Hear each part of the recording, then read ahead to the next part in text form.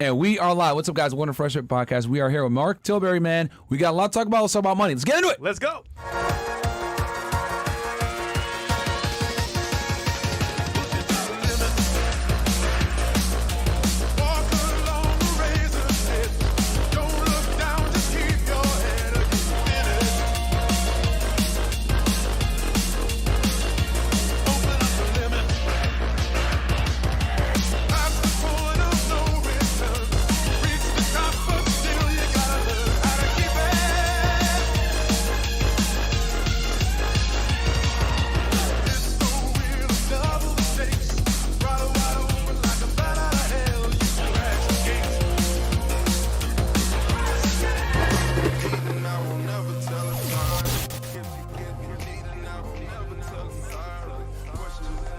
And we are back. What's up, guys? Winter Fresh Air Podcast, man. Sorry for the delay, guys. I know we're a little bit later than usual. I just completed a podcast interview. Actually, both of us did. Yeah. So stay tuned. It's going to be on probably the Strike It Big channel. On the channel, Strike It Big channel with Curtis Tilbury and the gang. Bam. All right. It's going to be lit, man. So stay tuned for that. I think it's going to drop in maybe a week or two, probably. We'll see. Yeah, maybe 2 or 3, I think. Okay, maybe 2 or 3. So you guys got to wait. But make sure to go check out that channel. I already did an interview with them before. It did really well. So we did a part 2 on there. I go into other topics that you guys probably want to hear about. And yeah, but anyway, guys, Romo.com/FreshFit. As you guys know, that's home base, CastleClub.tv. And also, Fresh. We have the CEO Network. Join into that. Brotherhood, success, networking, all in one. And then we have Twitter. Yes, Unplug FedEx, guys. If you guys want to go ahead and get see my other side that I might not be able to do in other places, check me out over there on Unplug FedEx. It's growing quickly, man. We're almost at 40K followers there, man. Let's get it to 100K. I just made the account early in November. So let's get it to 100K. And yeah, man, if you guys want to see a different And guys, side. we are back with the vlogs, man. We had a funny vlog recently, time travel to the new studio when we first got it. Hilarious. Me, Mo, Bills, and Myron in the car, and Chris. It was hilarious, guys. So go check it out. New vlog channel. Back up. Bam. And we got a special guest in the house, man. We got an OG in the space when it comes to finances. Entrepreneur Mark Tilbury, thank you so much for coming. I'm happy to have you. We wanted you on the show for a bit, but I know you guys are abroad, and it was a little hard to coordinate. But you guys are here in South Florida, and we're happy to have you. Well, it's 30 years since I've been to Florida. How about not to Florida? Sorry, to Miami. Really? 30 years? Yeah. Last time I was here, I was flying aerobatic aircraft over Miami Bay, and I actually met up with a guy just this week, first time in 30 years, and we were doing aerobatics yesterday, and it was great. It was like, you know, when you meet your best mate, you might not have seen him for a while, and it's like you saw him last week. Yeah. I hadn't seen him for 30 years, and it was like, we hadn't been apart. It was such a fantastic deal. It was great. That's crazy. So you were here in the 90s was the last time you were here? I was indeed, yeah. 1993, probably, Miami, 30 years? Yeah, Miami Vice. Yeah. Yo, what was Miami like in 93?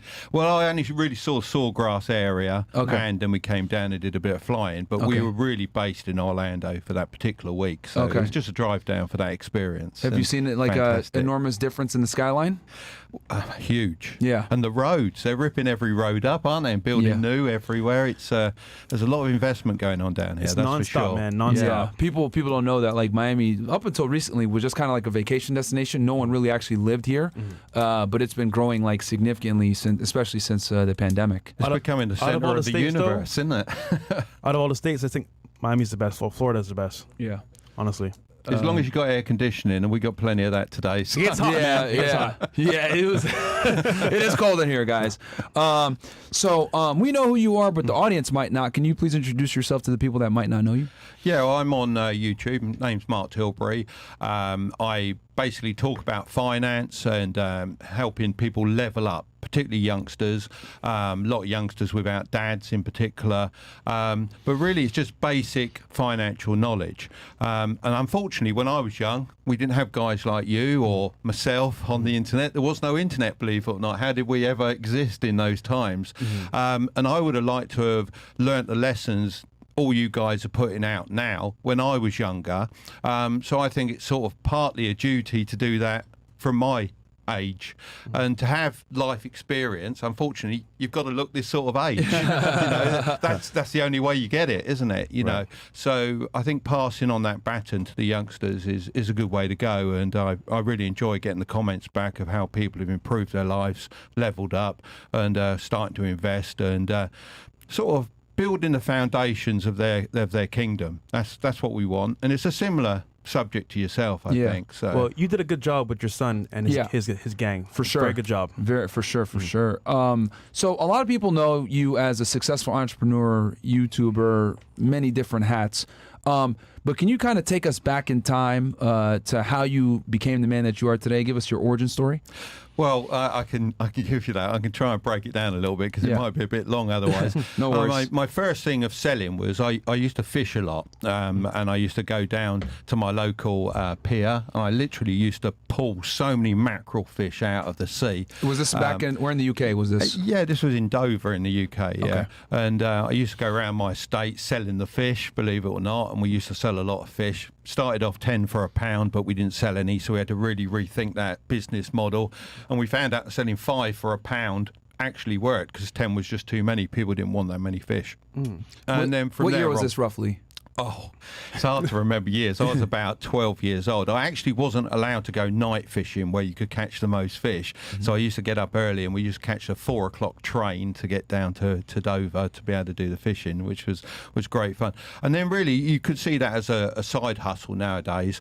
It moved on to buying and selling cars. We used to do all sorts of different things, anything to earn a buck. And obviously nowadays it's a little bit different because most people don't want to do physical things to earn their money. So you can get online and do your digital products and things like that, which is obviously nowadays a much better way of doing things. I mean, I've got people that help us now, particularly with shorts and things like that, and they're earning £30,000-40,000 a month at least just from doing shorts editing as a side hustle. Yeah. So, the money's out there for these guys to go and earn, and, they can start building themselves up, can't they? It's not that difficult. What year did you graduate high school? Well, I didn't actually graduate high school. It's not okay. the same as what it would be here. When I was younger, you could actually leave school at 16 years old if you wanted to. And I wouldn't say I hated school. That's probably too strong a word. I sort of tolerated it because you had to go. So I decided to leave at 16. I became a carpenter's apprentice. So I was making cabinets, staircases, that sort of learning to, certainly. But I got very disillusioned with that. I did get through with honours in my apprenticeship. But I was given a load of really bad jobs, and most people will know my story online. I was made to make these wooden trash bins, and I had a big discussion with the boss, and he said, "No, look, we're making these for Walmart. We're going to be making them for the next 5 to 10 years, depending on how long the contract lasts, and that's your job. That's what you're going to be doing." And it comes to a point where you go, no more of that. There's more to me than that. I want either the better jobs or I'm going to go and do my own thing. Was it at that point that you said entrepreneurship is the only way? Well, I always wanted a business, always. I had a mentor when I was younger who didn't even know he was a mentor to me. And I think that's the best type, to be honest. Yeah. He'd give me snippets of wisdom, and I'd say, "Oh, that's great. I'm taking that in." And I think because he saw that I was absorbing that information, he'd give me even more. So I always wanted to have a model shop, radio controlled models, so aeroplanes, helicopters, radio controlled cars, all that sort of thing. Very into it as a youngster, and wherever I looked, I couldn't find a complete model shop that sold everything to do with models. So that was the plan. So I drew up a business plan. It took me ages. I mean, no one knows how to do that sort of thing, do they? Yeah. And Especially back in the day. Yeah, never taught. What year was this? Just so we can give the audience a perspective. It's very hard to give years. 70s, 80s? 80s. This is in the 80s? Probably 88, around that sort of area. Around that sort of area anyway. Okay. And you made a good point about mentors. How did you find your mentor? He found me. He found me. I think what a lot of youngsters nowadays don't do, they don't put themselves out there. I was involved with a model flying club, and obviously not many youngsters were involved with that. It was mostly adults. So I think if you can get involved with anything like, I don't know, just caddying at a golf club or anything like that, you get to speak to the older generation, shall we say, and if you're there to absorb information, people want to give information, and absorb it, because you'll get even more. And it's priceless, really. Just for your confidence as much as anything. I mean, because a lot of people struggle to talk. Well, certainly youngsters I speak to struggle to talk to the older generation, or people maybe in authority, and that comes across particularly in interviews and things like that. It's sort of like, would you like to ask me some questions? It's like, oh, it's very difficult for them. So I think confidence is a big thing. It can get you a long way in life, that's for sure. So, because that's an interesting hobby. It's something that you don't see that much nowadays. These Gen Zers don't have, constructive hobbies like that anymore. Building ships, and you said model cars and airplanes. So that's how you found your mentor. Did he run one of these shops? No, he didn't run a shop. He was basically a member of the club. He owned his own business, which was a building firm, so construction. Okay. And he always had I always say, a bit of money on his hip, always had a nice new car, always had the best models in the club. And you thought, well, this guy knows what he's talking about. Right. He's got the gear, he's got the money, he's got the life, plenty of holidays and all that sort of thing. And that was all alien to me. I never had any of that. I'm not saying I had a poor upbringing, because I certainly didn't. I enjoyed my childhood, as I know you did. I had two very strong parents. But, it wasn't a high net worth. So he made it possible for you by seeing his lifestyle. Kind of like the modern day Andrew Tate. It's possible by seeing somebody do it. Yeah. And it's interesting because you met him, because there was no social media, there was no LinkedIn or whatever. You met him through a hobby. Exactly. Because those are collectibles. Like, do they still hold value nowadays? Like, as far as like these model planes and cars and stuff like that, is it from an antique standpoint? Or well, it's still value in obviously design in manufacturing, as I do, which we'll get onto no doubt. And selling, because my businesses are still involved in all of that sort of thing. In fact, I'm going to an event called Miami Jets in about 3 days' time, and that's radio controlled model jets, and they cost upwards of £20,000-30,000 a piece. So that's going on locally to here, and I shall meet up. I certainly know there's 4, maybe 5 people that I'll meet that I know, and it's such a global thing. So that's smart. He joined a club, or you could say a hobby, that has many people that, for example, in that area would be successful or have money, because that's a very, I want to say, rich or affluent hobby to have. Yeah, and you're around older individuals as well. It's a good screening tool. It's good for networking too. No, really especially before social media. Yeah, just as golf is as well. Yes, because most golf clubs, as a youngster, you'll get in for very, very cheap money. Once you're a member in there, you talk to a lot of high net worth individuals. Absolutely. So and that's going to levitate you, isn't it? Because you're going to get an abundance mindset. Once you've got an abundance mindset, there's no limit, there's no cap to what you can earn if you want to do that. So take us through how you started your first business with your mentor along your side. Well, my first business, I mean, he showed me how to do a business plan, so we went through that. It took me a long, long time, lots of thought, lots of work, took it to the bank, made an appointment to see the bank manager, waited, I think it's something like a month and a half for this appointment. Wow. It took a long time. Went in there, and he turned me down flat. Wow. Absolutely flat. I mean, I only think he gave me 10 minutes, of which he was paying attention for the first 30 seconds. He just could not be bothered with us, and it was more like a duty that you had to do these appointments. Now, I came out of that branch of that bank, and I was faced really with 2 decisions. I actually stood there and thought, what can I do? Is my dream gone? Because it could have been at that point, or do I continue and try and find someone else? Now, I could have turned right, could have turned left. I decided to turn right. I walked past the next bank, which was next door, and I thought, do you know what? I'm going to give it a go. So I went straight in there. I said, I've got an appointment to see the manager at 11 o'clock. She said, you're not on the list. I went, well, yeah, it's 5 to 11. I'm a bit early. And she said, well, he is free, but you're not on the list. I said, no, you've made a mistake. Went in there, secured the loan. Nice. Wow. The manager actually said to me, he said, right, I believe in youngsters, and I believe in what you're going to do. The preparation's great, and I'll be your first customer. That's amazing. What a difference. Wow. So the first person you spoke to, was he like a loan officer or something, or was he was he was the manager of I won't say the branch, or the bank itself, but he was the manager of that bank. And in those days, the manager had leeway to to lend what he needed to lend to whoever he wanted to lend it to. So did you go to like another bank, or did you go to the same bank? Literally turned right, the next bank down the gotcha. street. That's the one I walked into. And then you just said, "Hey, I'm here to talk to." Okay. Yeah, just blagged it. Fuck it, that's nice, man. And it was to get a business loan. How much did they give you?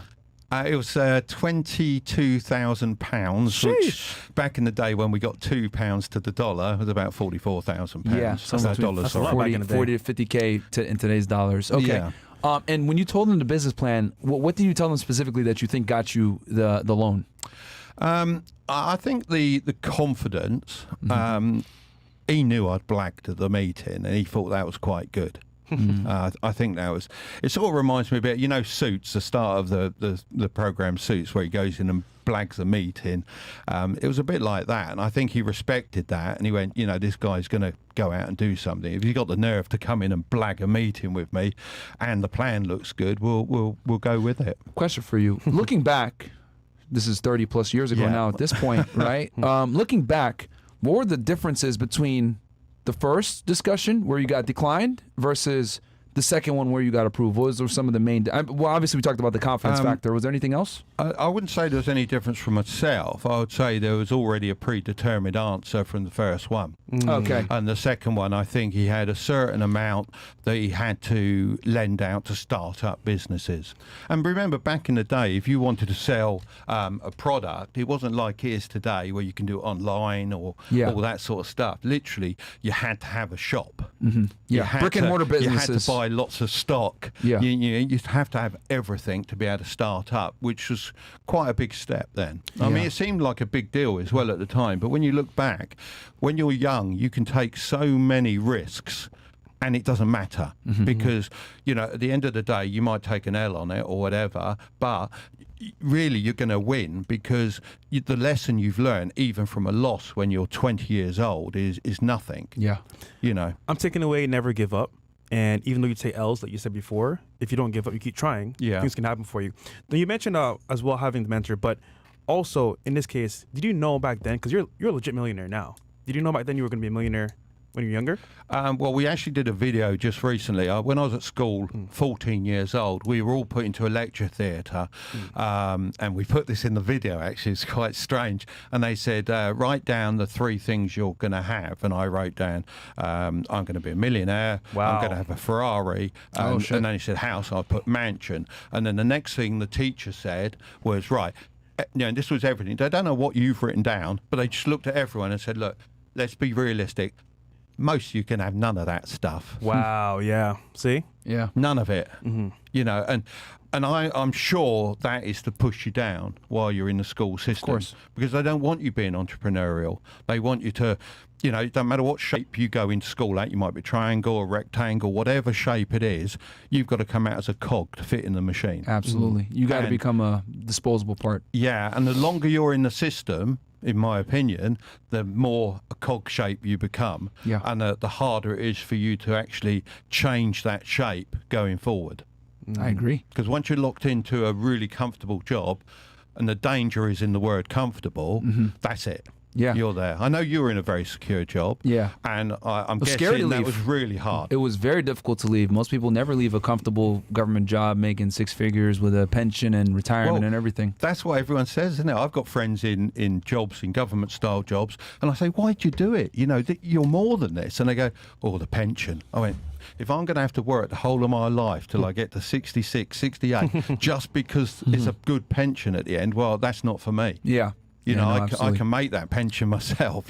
That freedom figure can come a lot sooner if I'm doing it than way back then. But there's a common trend here I see with millionaires. They believe in themselves from the very beginning. There's a level of okay, you know what? I know who I am or what I'm about. And even though I might not get the answer today, eventually I'll get there. So the belief is very important. So your first business, what was it? What kind of business was it, the first one that you started, that you were able to secure this It was a radio control model shop. Okay. So literally, I took out a lease on a shop. I didn't tell you the full story there. Basically, when I first came up with the idea, I did actually share it with a friend of mine. Okay. Because I was working part-time in a model shop at the time. So I said, look, I'm going to do this and this and this and this. And lo and behold, he stole my plans. He actually opened up the shop, called it the same name as I was going to call it, Model World, which came from a BBC television series at the time, because I watched that as a kid and it was imprinted in me. That's what I'm going to do, the world of models. You know, it's all Model World. And he got bored of it 6 months later. Couldn't make a profit, just doing lots of things wrong. And he said, I see, I've had enough, I'm going to sell it. So at that point, that's when I physically stepped in, because I'd secured the funding and went, right, I'll have it. So I took the business over. And was there animosity there when you went up to him with that check and said, hey, I'm taking this thing now? Well, not really. Actually, when he stole the plans or the idea, I continued to work for him, because I realised straight away that I wasn't ready at the time. Okay, so he'd gone ahead and done it. I wasn't ready. But within that 6 months, this is what we used to call it, I built up a little black book. All the contacts, all the information I needed, all the people that I needed to trade with, lots of customers. I mean, I had so many customers. I mean, at the time, I was actually selling, I always say this, I was selling all of my time. So, you know, I was, what was I doing? I was working full time. I was working every bit of overtime I could to build up my pot. I was buying and selling cars still. I was teaching people to fly radio control models on a weekend. I was working Saturdays in the model shop. So there comes a point where you can't earn any more money. You know, your time is sold, isn't it? So we just made the jump there and bought the business and improved it and made it very good. What allowed him to, because you said he was more far ahead of you, what allowed him to be far ahead of you? Did he have more capital? Was he older? Did he just have more experience in that niche? Like, what was it that set him apart? Well, he already had a store, obviously, that I was working in. And I think he felt that he couldn't fail because his income was increasing within that shop.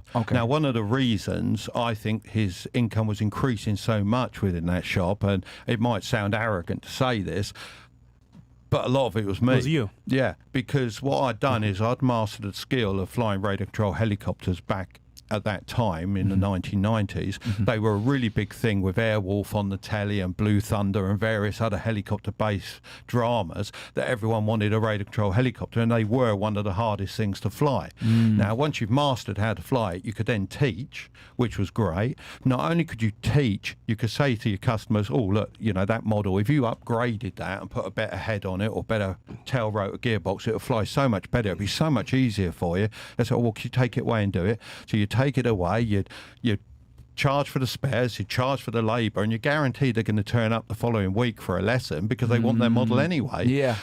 So it was a really good thing, and you were gathering at the time all those customers so that when you got the shop, you could take them away. So okay, this is really interesting, and I guess I'm going into a very detailed question here, because you said that he didn't turn a profit before, but he was making money. Was it like, was the store something else? Yeah, and then he switched it to the model stuff? No, the store was, he had one store that was successful, and then he copied my idea to open the second store. What was the first store?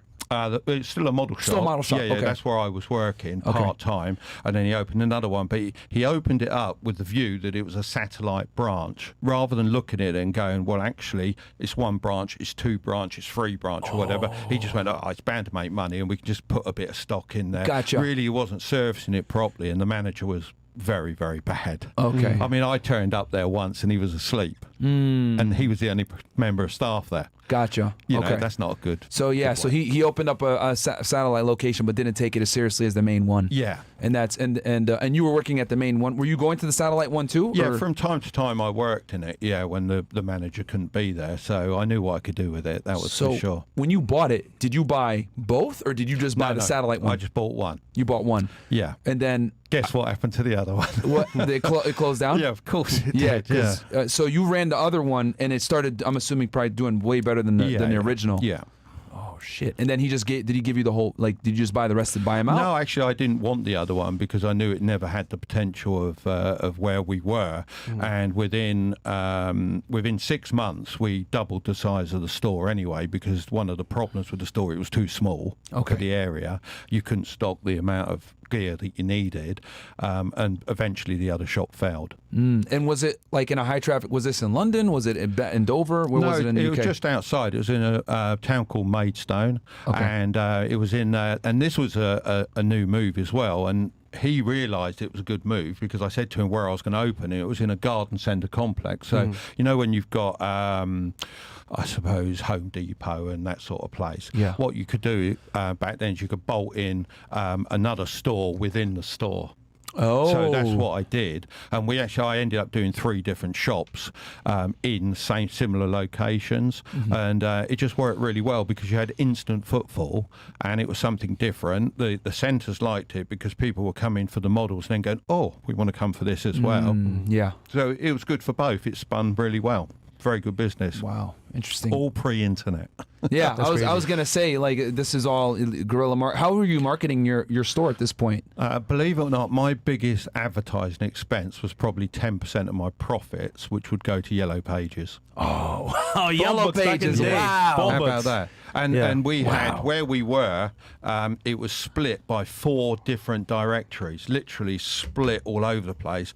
And then you thought, well, if I'm in those 4, I need to be in these and these and these. And, you know, before you know it, you're in 13 different directories, and they were charging an absolute fortune. But it definitely was the ticket to get people into the store. But I also bolted onto that, flying all around the world. So when I was here 30 years ago, I was competing in a competition called the Tangerine Model Flying, which actually is still taking place during the month of December and early January up in the Orlando area. And that's what I came over here for. And when you start competing, not just around the UK but worldwide, obviously you get a name and a reputation for what you do, which was competing at a very high level with radar control helicopters. Can you explain to me how these competitions work? Is it like who has the best plane, fastest, races, most tricked out one? How does it work? Well, I always describe what I used to do with model helicopters a bit like figure skating. Now, it might sound a bit of a tangent, but with figure skating, they actually cut a line in the ice and you have to do set figures around them, which is what we have to do. And then you have a freestyle element, don't you? So we also then had freestyle aerobatic maneuvers, and that's sort of what it's like, and it's judged in front of a bank of 5 judges. You lose the highest and the lowest score, and that's your score. Wow. We used to compete all over the world. My best positioning is bronze medal at Worlds and bronze medal at European Championships. So didn't quite, There's like a whole league for this. Yeah, I didn't quite get on the top step, but I was fully sponsored. Used to come to the States and compete in your national championships, which was up in Muncie, Indiana, I think that is. So that was every year as well, because the sponsors want you to compete in the US market. So it's very good. And I was I was employed or certainly offered a full-time position with a company in Orlando called Miniature Aircraft, and I flew and was sponsored by them for 4 or 5 years as well. You clearly have a passion for it and a skill for it. Do you think that passion and drive and skill for it is what drove you to beat out the person that originally stole your idea, and why you were able to last longer and do better than him in general? I think any sporting background of any sort, and I would include what I did as a sport, although people may say it's not, I believe it is. I think if you've got an athletic sort of mentality to compete and do well, that transfers into the business world without a doubt. Yeah. Without a doubt. Yeah. No, absolutely. Can you give us the top 2 mistakes you think he made in business that made him fail? Ignoring his clientele and their needs, and ignoring the talent that he had within his staffing. But let me add to that before I criticise the guy too much, because I'm still friends with the guy now. I had coffee with him probably about 4 months ago. Wow. Okay. So I am still friends with him. I always feel in business you don't burn your bridges. Yeah, I agree. You know, because you never know when that person's going to be able to help you out. You know, like I would help him, he would help me now. You know, it's just one of those things with business, isn't it? Yeah. Wow. So obviously the internet is here. Right. Yeah. Big change. Yeah. Social media too as well. Social media. Brick and mortar businesses, I don't know in the UK, but in the United States have kind of taken a little bit of a hit. How have you been able to adapt and overcome with a more digitalized world? Well, if I could have foreseen exactly what was going to happen, the best bet for me would have been just to shut all the shops, just shut them overnight, pack everything up, start again from absolute ground zero, but with some money. That would be the best way. And the reason being is because I think the transition from traditional business to internet business is actually really difficult. But to start as an internet business is really quite straightforward. Yes. And I agree. it sort of contradicts itself in a way, because you think, well, you've already got all the gear, you've already got all the contacts, you've already got this and that and so on. It's got to be easy, isn't it? But it's so different. And while you've got one taking all of your attention, you can't really concentrate on the other properly, even with the right teams in place. And that's why you see a lot of these companies going down. And you think, well, they should have gone online. Well, they tried, but they couldn't. They couldn't adapt fast enough, and that's quite a challenge. But now we operate on every platform we can. To be honest, we have retail sales. We have obviously all the internet sales, be it on all the different platforms, our own websites, multiple websites. We also have a manufacturing side to our business and a B2B distribution as well. So we try and cover every aspect of that side of our business. So it's quite a change. Okay. We're still, some people say, oh, you're still in the model game. You say, well, I'm still in the same industry, but the industry has completely changed. So, do you still have brick and mortar stores to this day? Yes, we do. Yeah. You have one? No, actually, I was going to say, well, we don't. We actually have two. Okay. Because of our geographical position, it's actually quite a good idea to have two. Okay. Because the UK is a fair bit smaller than the US. People do tend to still want to visit stores to a certain degree. But they certainly want to phone a shop that they can go to should something go wrong with their internet purchase. Of course. So for us, it makes sense to have a couple of stores. Okay. Are they all located in the UK, or do you have? Yeah, they are. I have had a branch in Hamburg, but it didn't really work very well, so I decided to get out. It didn't cost me anything, I learned a lesson, and that was a good thing. But obviously we're not part of Europe now, so it didn't really work, wouldn't have worked very well ongoing. Gotcha. Is the original satellite one still open? That you took from? Well, technically it is, but it's not in the same area. Okay. We've moved that particular setup, Okay. Where in the UK specifically? What towns? You wouldn't have heard of it. It's called Sittingbourne. That's where we're based. For one of them. Yeah, and we're also over the water in Southend, which is in a county called Essex, which you might have heard of. Essex, yes. Yeah, everyone's heard of Essex. We did for a podcast, right? Yeah. Actually, that's where we did grilling. Yeah. Okay. Actually, all right. Everyone's heard of Essex. I was out in the middle of nowhere, actually, now that I think about it. It took us a while to get out there from London. It was like an hour or something like that. Yeah, it was a while. Yeah. But the one is back for part 2, by the way. Oh, yeah. We might go back. Some chats real quick? Or you wanna... I could read some of these chats, and then let me get my glasses here because I am blind. And shout out to you guys, man. Do me a favor, like the video, bro. You guys are getting some sauce right now when it comes to business, man. Let's see here. We got Jerome. We need an episode on Ian Gary, 26-year-old UFC fighter that married a 40-year-old with a kid already. He then allowed the ex-husband to move in with them and took the ex-husband's last name. Oh, yeah, I heard about crazy. that. I'd love to hear your guys' breakdown on it. Damn. All right, well, we'll probably cover that at some point. That's tough. Hey, FNF, if you woke up as a homeless person with only your acquired knowledge over the years, how would you regain your current position considering the loss of all your connections and possessions? Love the show, by the way. That's a good question. Let's have Mark do it first. Yeah. If you woke up literally homeless with your knowledge over the years, how would you regain your current position in business?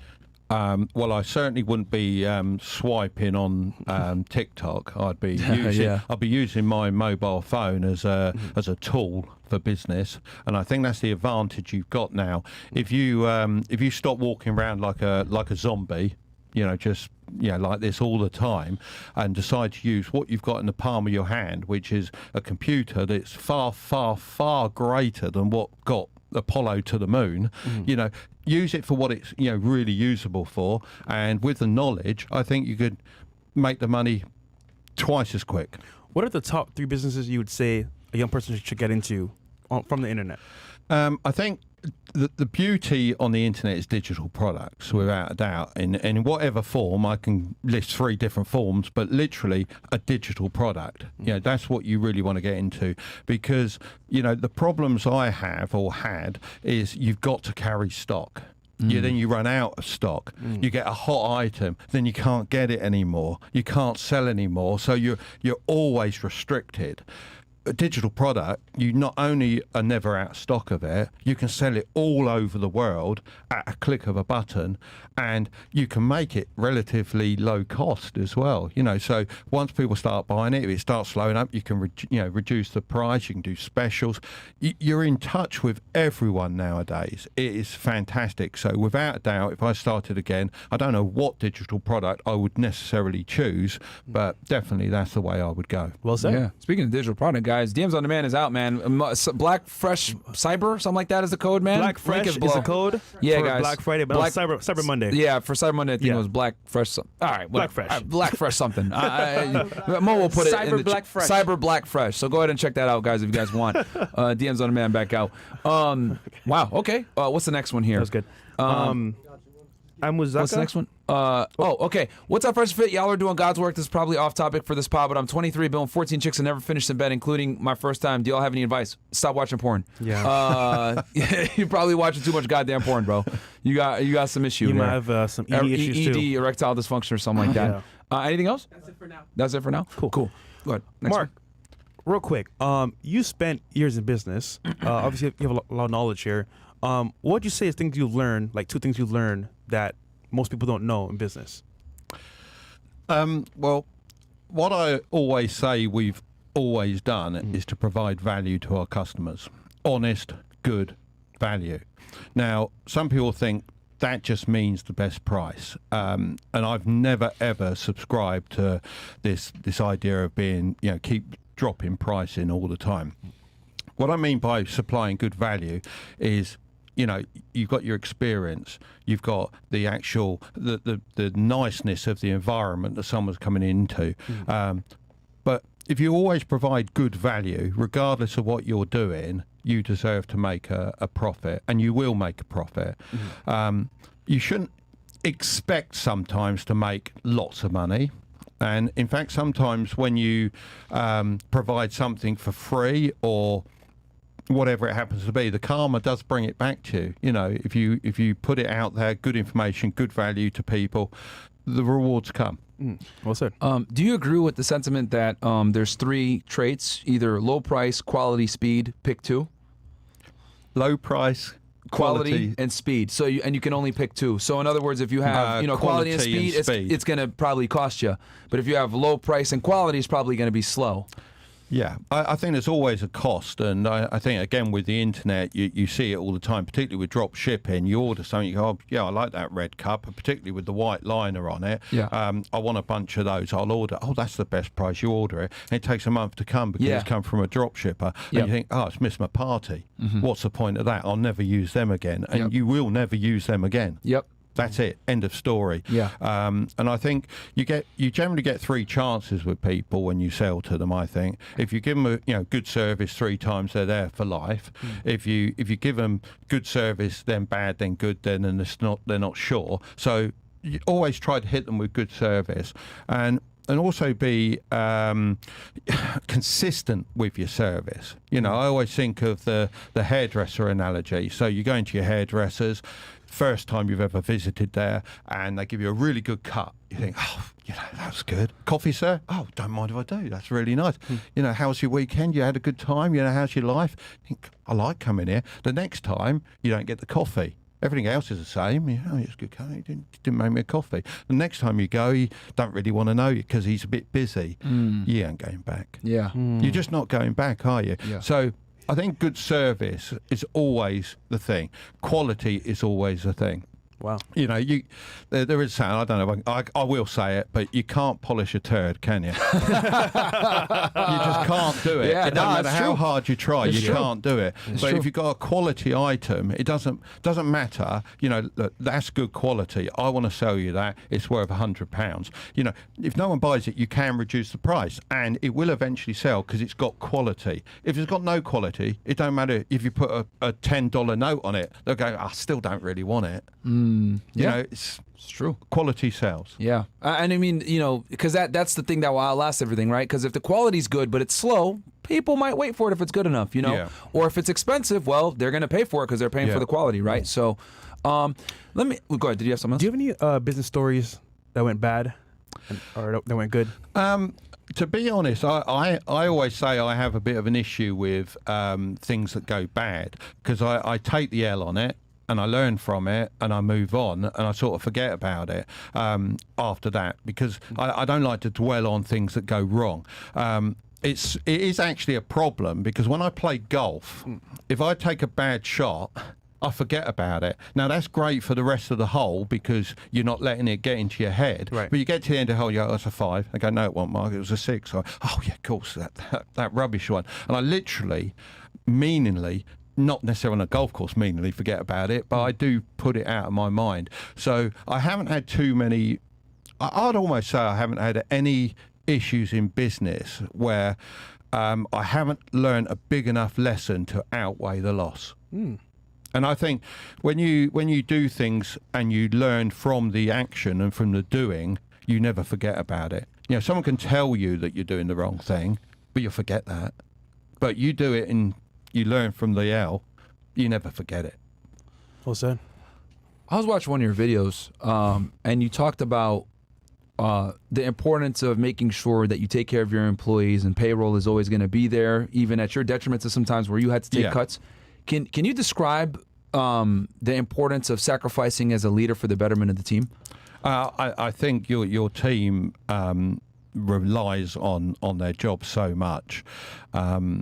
As an employer, you are looking at obviously an exit at some point from your business, so you'll get paid even if you don't pay yourself for a period of time. Yeah. And obviously during COVID and various other times during various crashes that Yeah. I've been through in several recessions, you're right. I have taken years of not being paid. But the thing is, if you've always invested all the way through your adult life, you know, you've always got a safety net there. Yeah. Now, some people say, you don't want a safety net, don't want a plan B.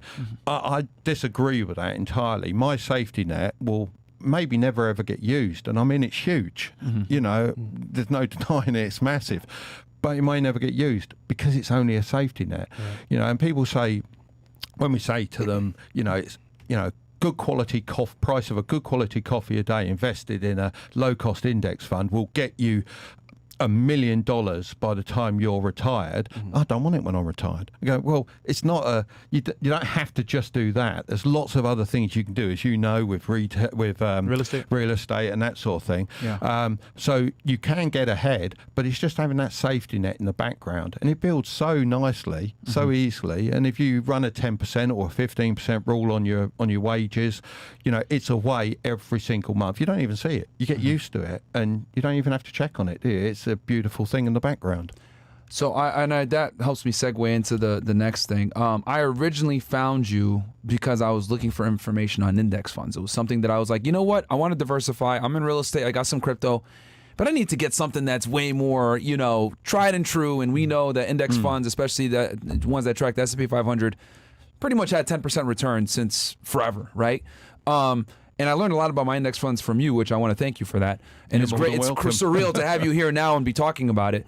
Can you talk to the people about what index funds are, the importance of them, and how people can get started?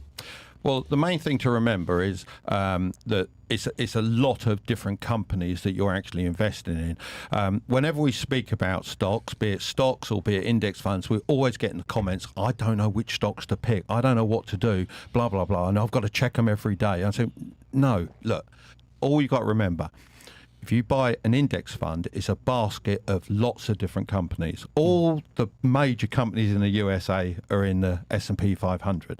So you're investing in Apple, you're investing in Amazon, Google, all the main people, plus others. And if there's a loss of one of those companies, you don't feel the hit. Yeah. That's the beautiful thing. You don't have to keep checking it every day. In fact, the worst thing you can do is be checking it every day. I mean, we had a call today, a live call on our systems. And it was about, well, I want to do day trading. I'm doing this and I'm doing that, but I've lost money. You know, what do you think I should do? Well, day trading takes up a hell of a lot of your time. Yeah. Index fund Very stressful. investing, how much time does it take you to do your index funds? I have it on automatic now. Easy, isn't it? Every month it just takes a certain amount of money from my account and invest it into. I got one that tracks the S&P 500 and one that tracks the total market. Exactly. Index. So Yeah. total market's very good, but also emerging markets I think is very good as well, and that's the one I'm actually extending my investments on at the moment because you know. You only got to look at China, India, all those sort of places, which are the emerging markets. I want a piece of that action, you know. Can you give us a few that you don't mind revealing? I know it's a secret a lot of times, but can you give us a few for the Well, audience? it's not really a secret. I mean, if you go on Vanguard and just pick an emerging markets fund, I mean, it's literally as easy as that. Oh, so so would it be fair to this emerging market fund? It's like this. Maybe the equivalent to an S&P 500. It's all the emerging markets all in one basket? Yeah, exactly the same. Oh, it's a variety pack. The same. Yeah, so it's very, very simple to do. But again, you're doing the right thing because you're also investing in real estate as well. Yes. You know, you're diversifying, and it's all about diversifying, not relying on just one thing. You've got your businesses, you know, everything is put in. It's all pieces of a puzzle, isn't it? It's all about those income streams coming in. So, you know, it's the right thing to do. But get your safety net sorted out because it's so simple. So for you, as far as your index funds go, you know, you can choose to collect the dividends or you can choose to reinvest those dividends. Yeah. Do you just like automatic reinvestment? You automatic reinvestment? Yeah. Okay. So, and if you don't mind me asking, so like during those times where, you know, you had to get the payroll, you might have not paid yourself, you got to take care of your employees first. And, you know, luckily you had your investments in place to pay yourself. How were you paying yourself? Was it coming from real estate? Was it coming from crypto? What was it? Well, some from real estate. Okay. Because obviously you can use those funds Cash however flow. you wish. Yeah. And that keeps also the investments going as well, because the last thing I wanted to do was not continue to invest. Yes. And we also dabble in crypto. I mean, I've been very lucky with crypto because I haven't really bought any of the shit coins, shall we say. Yeah. We bought Doge for a while because obviously we saw it going up. We thought we're going to do that, and we sold it, I think, what was it, an hour before the show? Yeah, an hour before the Saturday Night Live thing came on, because everyone's going, oh, it's going to go to $1, it's going to go. Of course it's not. You know, if it gets to 90 cents or 95, everyone's going to sell, aren't they? So we bailed an hour before, and it was the right thing to do. Wow. But on Bitcoin and on Ethereum, we've done very well. That's what I got to. Bitcoin, we bought I say we because I buy it with my son. We bought pre-21 quite big, which was nice. Okay. We sold quite a lot at the top, took lots of profit. Y'all were getting it at what, $3,000 probably? Just a bit more than that, but it was still pretty good. I think we sold first at 64, something like that, and then we bought back in on that first dip, rode it again, sold again, and then we bought some more at the bottom as well. So, you know, we hold Bitcoin that owes us nothing. Yeah. Wow. Well, less than nothing. That was smart. So, and then it's lucky as well. Let's be fair. You know, we don't know when this is happening. So I got to ask you this because you mentioned real estate. Me and Fresh are both in real estate, huge into real estate. And I know we had a discussion about this last time I was on your guys' podcast, and we had a discussion on real estate, that the whole real estate process is a bit different in the United Kingdom than it is to the United States. And I get a million questions from people. Hey, talk about real estate in the UK. Talk about real estate in the UK. You have some real estate there. Can you tell the people about maybe some fundamental differences that might be between the United States and the United Kingdom? Well, I'm not a real estate expert. Okay. I mean, at the end of the day, I buy real estate. I buy both residential and commercial. Okay.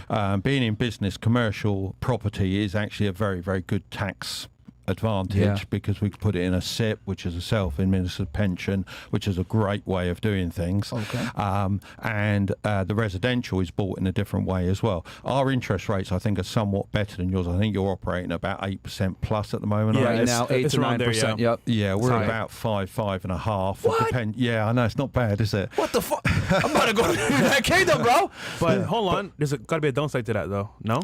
Not really, no.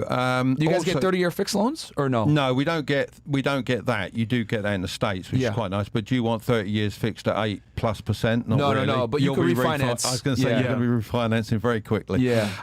But we can get sort of, I would say, probably 5 years at that at the moment. Oh, is it like an adjustable rate mortgage? Yeah, it'll. How much down do you need though? How much down? Normally, first-time buyers. What are we talking, Curtis? Just because you're more in that market. 10. 20%, yeah. So buy 20%, yeah. But you can get help to buy as well. There's a help to buy scheme also available. So even if you're going to live in it, you got to put 20% down? Yeah. Oh, there you go. There's a barrier to entry. I knew it. Because in America, you could do 3.5% down Yeah. if it's going to be where you primary residence. FHA loan, yeah. And you got to live in it for a year, and then you put you can 3.5 to move 5, and then you can leave. So I guess the barrier to get in is a little bit harder. But you can get and enjoy some better rates. But does that 5% interest rate last for like 5 years, 10 years, or do you sign different terms? Generally, you can go about 5 years. You won't generally get a lot more than that on a low interest rate. Obviously, if you wanted to sign for 6%, for example, you'd probably get a 10-year. But to be honest, the interest rates aren't that high generally for that amount of time. Do they ever go that high where like an adjustable rate would mess you up if you or well, is it better lock the in? worst interest rate I've ever seen is 15%. It didn't last. It didn't last very long. Okay. It's when the UK dropped out the money control system of Europe, and it went through the roof for a bit, and it wasn't very long. So, but is it consistently under 6%? It seems like. I think the tops I'm paying on mortgages probably about 3.5% at the moment on my fixed. Oh wow! Okay. How many properties do you have? I never disclose that. Okay, I understand. What I do disclose what I earn. That's public knowledge on my YouTube videos. But I did say when we started the YouTube and the interviews and things like that, my wife asked me, said, "Don't disclose those sort of things." She likes that to be private. Fair. So, I think that's fair enough. I can agree on that. Yeah. I like it private. Yeah. I'm transparent about it, but no, I can definitely, I can see where that would make sense. And then in the United States, we have open laws with like searching shit. So I don't know. Yeah. Depending on how you incorporate your business, whatever it may be. So you said commercial and residential. In the UK, in the US, we go from 1 to 4 is residential. Is that the same in the UK? I don't think so. I mean, one of the things you have got in the States, which I think is quite nice, is the buying of duplexes. Yes. Multifamily. Yeah, multifamily. You can buy like up to 4. And it's residential. But it's classed as one building. So like you could buy a single family home, a duplex or a triplex or a fourplex, and that all counts as residential. Yeah. But anything above 4 units is considered commercial. Yeah, well, I think, in the UK, if you buy a house, literally another house is another house, even if it's joined up. Oh. So you can't do quite the same sort of thing, which is... so even if it's the same structure, you're taking 2 mortgages on each unit.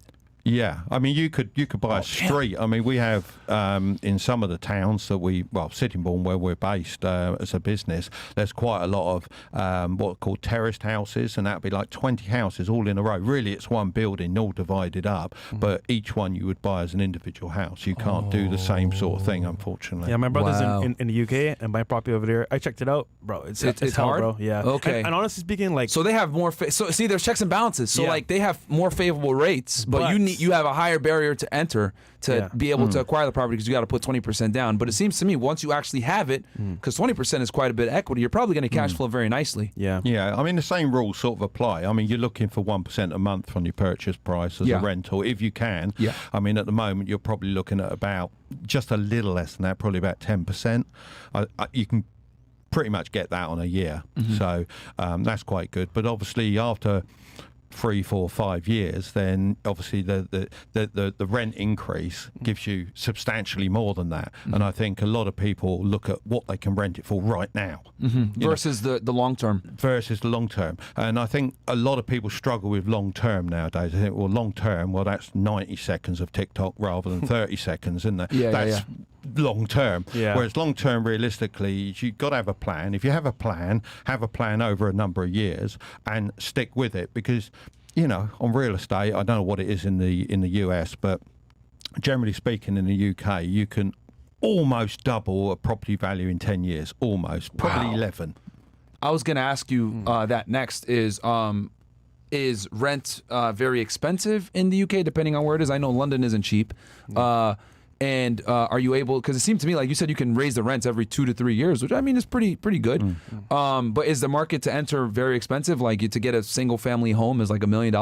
No, it's not as much as that. No, Okay. I mean, I think the average UK home is about and I'm guessing a little bit of this at the moment, probably about £370. So probably about $450. $450. Around that sort of area. That would be for a 3-bedroom, what we call a semi-detached. So what you might call a 2 duplex. Yeah. But obviously you only own one side. You of own that. one side. Yeah. Do you have any other investments other than real estate and index funds? Any other investments? Well, obviously Crypto. the crypto. Yeah. I do dabble a little bit in stocks still because it's fun, isn't it? And I do like checking up on them from time to time. So I do dabble, although I don't like to push that side of it. I do dabble a little bit. Yeah. Okay. Yeah, and I have a couple of little bits of money in.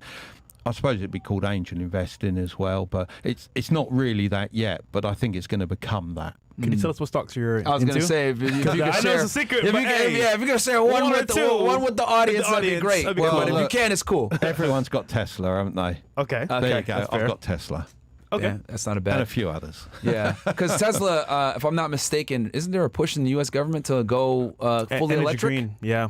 And in the UK as well. Oh, Yeah. Yeah. I didn't know that in the UK they're doing Yeah. that too. So I have a And friend, Europe. Kevin Tobias. He sold his Tesla stock and made millions. But I think holding on to it might be even better because they're going full electric. Wow. So Okay. Yeah. So individual stocks, index funds. You said you have emerging funds, market Yeah.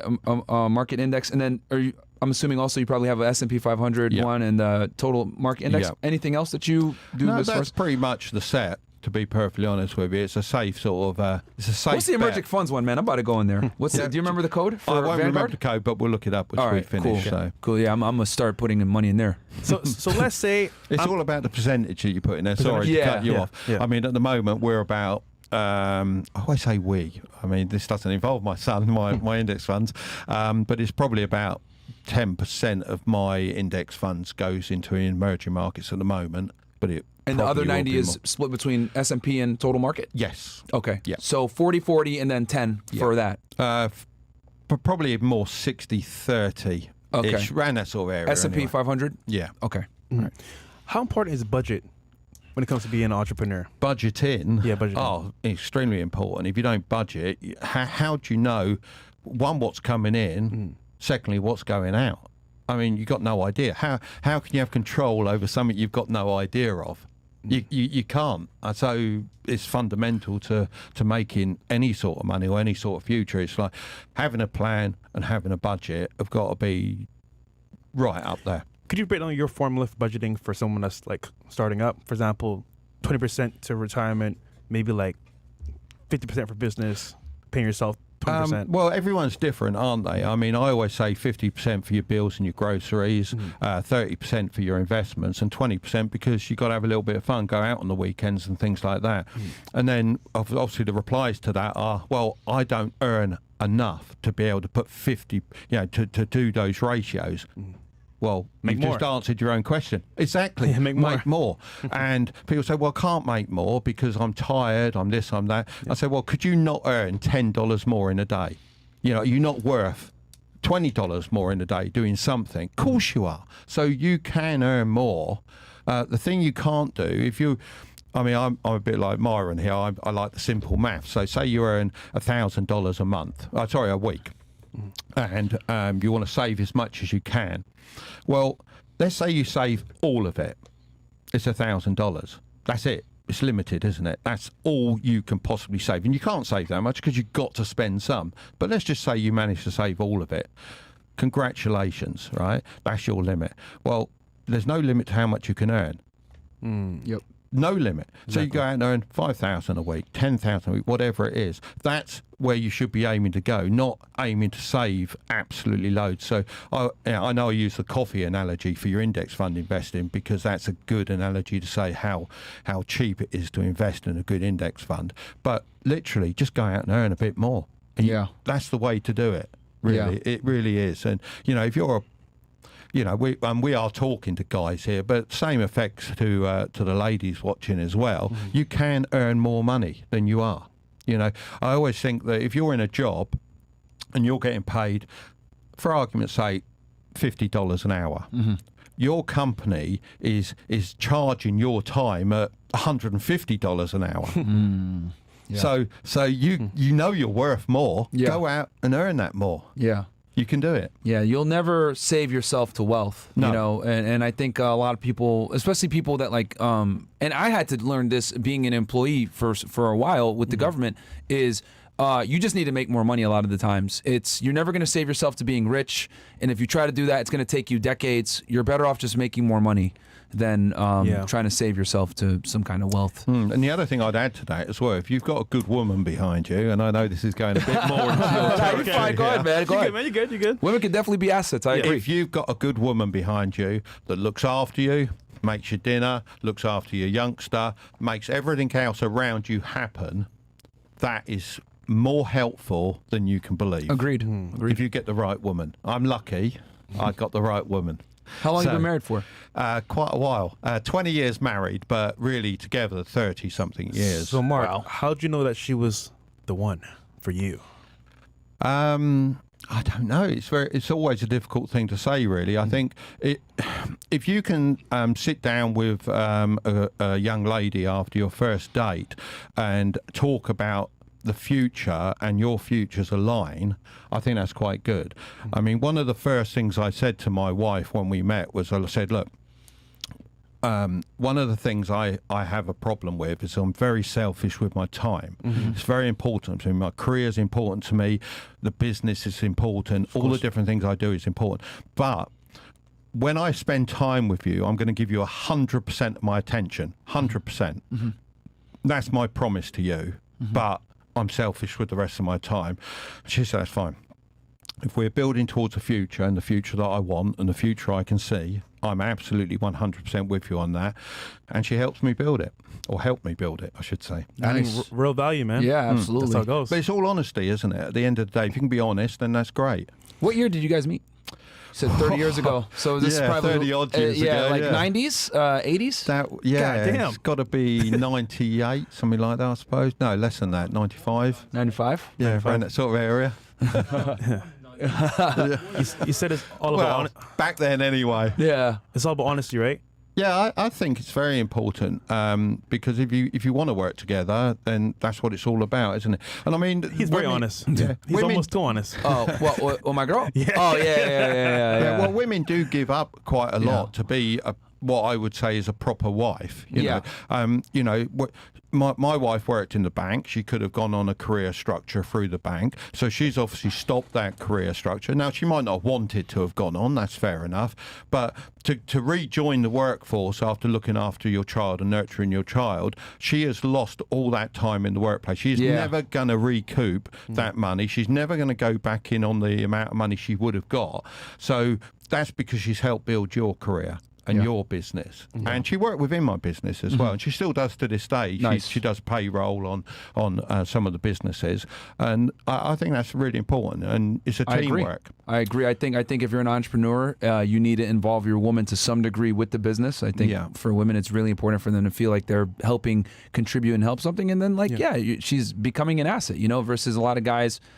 Some guys don't want to do it. They're like, I want to keep my girl away from it, whatever. But then she'll be bored because she'll be sitting at home all day if she doesn't have a job. So, Mark, I would consider you a model dad, someone to follow and learn from. What did you teach your son? I guess the most important thing you taught him, the most important thing you could think of. We'll probably go back to his magic, I think. Curtis went through a stage of really enjoying doing magic, card tricks and all that sort of thing. And I would say one of the most important lessons I taught him was when he was doing that. He showed, I quite like magic. I know how the tricks work that he was showing me. So I'm quite harsh. And he'd show me the trick, and he'd say, I'm really good at this, Dad. Look, do.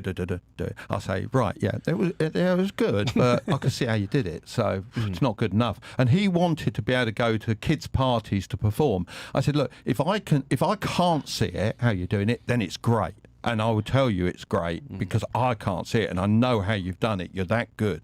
Right, then when you go to parties or whatever, no one will be able to tell. Then you're good enough. Yeah. And I think that was probably a harsh lesson. I'm looking at him now. Or quite hard to take as a youngster and probably look like a critical dad. But I think that builds a certain amount of excellence in what you're doing. It's needed. And if you can build that excellence, then that's good. You know, and he was very good at swimming as well. He rarely mentions it, just every other podcast pretty much.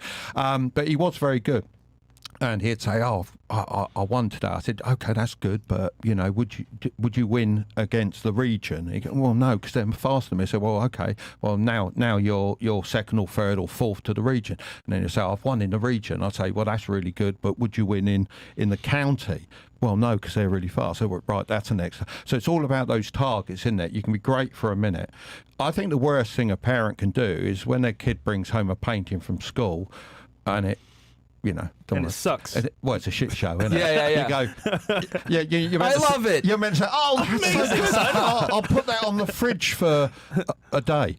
You know, it's the wrong thing. You know, I think, okay, you can be overcritical, and sometimes maybe I was. But I think you've got to nurture that spirit. And he wanted to make money. He left school at 18. He didn't go to college/university through his own choice, and I think that's because he had confidence. He knew what he wanted to do, and when all of your peer group, I mean, like everyone in his year went to university, how strong a move is it to say, I'm not going, I'm going to start a business? And he did, and that's great, and I'm very proud of that. Yeah, no, that's great. I mean, and I think that's the difference between like the masculine and the feminine. Like your mom's gonna be like, you know, because moms, I would say, have the unconditional love that they have typically is to their children, right? Yeah. You could bring a shitty painting, you cannot do so well in the game, score the least points, you lose. I still love you. You did great, you know, because to her, you're her baby no matter what, right? But the dad kind of comes in like, son, I love you, but that was fucking terrible. Yeah. You got to do better. Right? And that's the father's job, is to kind of, you know, hold you accountable, let you know that there are winners and losers in life, not like, I love you no matter what. I mean, of course, you'd let them know that you love them, but it's like, no, bro, you can do better. Like, that was, you were trash. You sucked it up just now. And they're like, damn, okay, I need to go practice. That might be the driving force for them to go at 6 o'clock in the morning and shoot some more hoops or work on their magic tricks or whatever. And I think also something that's really important that you reinforced in your son, is like having a hobby, man. Like kids nowadays don't have fucking hobbies. You ask them, what do you do in your free time? They don't know what the fuck they're doing, you know? And it's just like, what the hell's going on? And I think magic is like fucking awesome because it's like, it's a social thing. You can show it to people. It's a skill based. It's something that not a lot of people can do anymore. Yeah. And you know, we need to cultivate, you know, people just having hobbies again. Like people don't have it, and people are very boring nowadays. It's like, what do you do for fun? When I ask like Gen Zers, I hang out with my friends. What the fuck? Like, okay. Do you have like any interests or hobbies? TV. What? And also, I think it's a mistake as a father to force them to do the hobby you like. Yeah. So, for example, if you're a fisherman on the side and you take your son, but if he doesn't enjoy it, he doesn't enjoy it. Yeah. They've got to find their own enjoyment from the hobby that they enjoy. Absolutely. And obviously, I love flying model airplanes. I still do, out full size as well. I just love everything to do with aviation. But my son's not interested. Yeah. You know, so you could force him. When he was young, you say, no, you are coming, you will enjoy it. And I've seen it happen a lot of times. But I said straight away when my son was born, you know, that I'm not going to go down that route. You know, it's not right to force someone to enjoy something. So, that's amazing. That's great. Okay, I'll read some of these chats, and then we'll close out because I want to keep Mark past his bedtime. Past his bedtime. It's not past my bedtime. This is where the day starts. Nice. What up, FNF and Mark? Love all the value you guys give to us. Question though, I got a 752 credit score, but around 30K in debt, student loans. Should I pay off the debt first before acquiring a business credit to splurge on assets, real estate, stocks, business, etc.? I'll let you take that one. Yeah. What do you think? Oh, it's always very difficult with student loans because people say it's free money. I always think free money holds you back, and sometimes getting rid of a debt is like getting rid of a chain around your back. Yes. I know in the UK people say, well, it'll be gone by the time I'm 30, it'll be erased or whatever. I don't see that happening. I think. Oh, the UK forgives loans? Well, Student loans? I think they're saying they're going to, and whether they do or not in the future, we'll see. But they can change that policy, can't they? Anytime they want. Yeah. I think it's like it's having an anchor. You've thrown it over your back. It's stuck in the ground. You're trying to get through, and if you can get rid of it, get rid of it. That's what I would do. But then I'm back in the days, and that's the trouble. College American loans, you can't get. That's the one type of loan you can't get rid of. Like if you try, even if you declare bankruptcy, they're still going to keep your college loans on you. But you made a good point. My mentor always told me having debt is like a cloud over you, a dark cloud. And even though you're not thinking about it every single day, it is still there. So when you go to buy an asset or go buy a property, it's still there on your status. So it's kind of get rid of it, get out of there, clear mind, focus on investing in yourself. Yeah. What amazes me as well is people go and buy a property and they're all at the point about to sign for it, and then they go and buy a new car because they think, oh, I'll get a car with the other credit. And then they go to buy the house and they go, oh, mortgage has been turned down. You go, oh, come on, guys. Everything's based on credit score nowadays. That's a golden rule. That's the dumbest thing you can ever do. I'm really glad that you mentioned that. Guys, if you're going to buy a house, do not apply for a credit card while you're in contract. Buy furniture either. Yeah, when you're under contract, do not make any big purchases. Do not apply for a new credit card. Do not rent or lease or anything. Don't do shit. Close a deal, then you can go ahead and open up these new credit lines. Because you know what's funny? People go and get a credit card, run up the furniture, buy a sofa, a bed, and then, for the new house, sorry, sir, decline. Yeah. I had a second-hand sofa. I had a second-hand counter with a black and white television on it. My mum and dad bought me a microwave, and the people that sold me the apartment left the bed. Wow. And there was no way I was doing a line of credit for anything. I saved up the money to buy my furniture. That was it. There's no way. No way. You've got to build a business. You don't want debt. Yeah. So, 100%. So yeah, my friend. And the only credit I could say that like doesn't keep me, the only debt that I have that doesn't keep me out of debt up at night is the real estate debt, because all those houses cash flow, which means my debt service is done. I don't got to worry about shit, and I'm able to make money at the end of it, even with vacancy, guys. So real estate is the only debt that I would say that's acceptable. And inflation proof. And inflation proof. What's absolutely. your goal now for real estate income monthly? 100K a month net profit is what I'm shooting towards right now. What's your current real estate income? I'm not allowed to tell you that, unfortunately. You told me you kept up your number. Man. My units, man. You guys asked me my net worth and how much I make. This isn't fair. God damn it. What I always say. Strike it big. What I always say, it's not rude to ask, but it's rude to expect an answer. Fair enough. Okay, that's Fair enough. He's good. He's good with it. Yeah, he's good. He's good. He's witty. Pending. I'm a mortgage broker and need to network primarily with female realtors. What are your opinions on the best way to platonically network with and maintain relationships in this regard? Well, do you know what? We don't have realtors in the UK. We have estate agents, and it's a completely different thing. Oh, okay. So, unfortunately, I can't answer that question any better than, well, Myron can certainly answer that question, yeah, I pull think. it back up. Let me look here real fast. Mortgage broker, what are your... Okay. I mean, dude, this is simple, man. watch the episode that we did with Roger about this, because he talks about real estate and networking and stuff like that. But dude, just keep it simple. Be respectful. And you know what? Every time you see her, envision her being a really hairy dude. Done. But also, there's a common trend here. Right? Like, that's easy. Just envision her being a really hairy dude. You know what? Envision her being Mark. You know? No offense. There you go. Grandma. And you'll be professional. Yeah. But no, this is easy because, okay, understand what they actually want as female realtors. They want clients. If you can bring them clients, you build that partnership with them. They trust you, they believe in you, and they want to do business with you. It's pretty simple. But again, it's gonna having your grandma look so you don't get turned on by them, I guess. Yeah, absolutely. Cool. Anything else? That's it? Cool, man. Yeah. Mark, thank you so much for coming, man. Seriously. This is very educational. Learned a lot. Yeah, man. Thank you very a lot of much. gems in there. A lot of gems in that conversation. Where can people find you? Where can they find you? They can find me on Mark Tilbury, be that in YouTube, be it anywhere really. TikTok, I have been known to be on there a little bit. Nice. So just look us up, marktilbury.com as well. We're also just launching the 2K challenge, which is a very big deal for us, where we're going to be offering mentoring sessions with individuals. Also a meal for 50 winners. So not just one winner, 50 winners. They're all going to be invited to one night out with us. And also there's 2 lucky tickets to go to Dubai as well. So Nice. get on the Damn. 2K challenge. It's all in the Discord. Get on board. And hopefully you can strike it big. Yeah, there you go.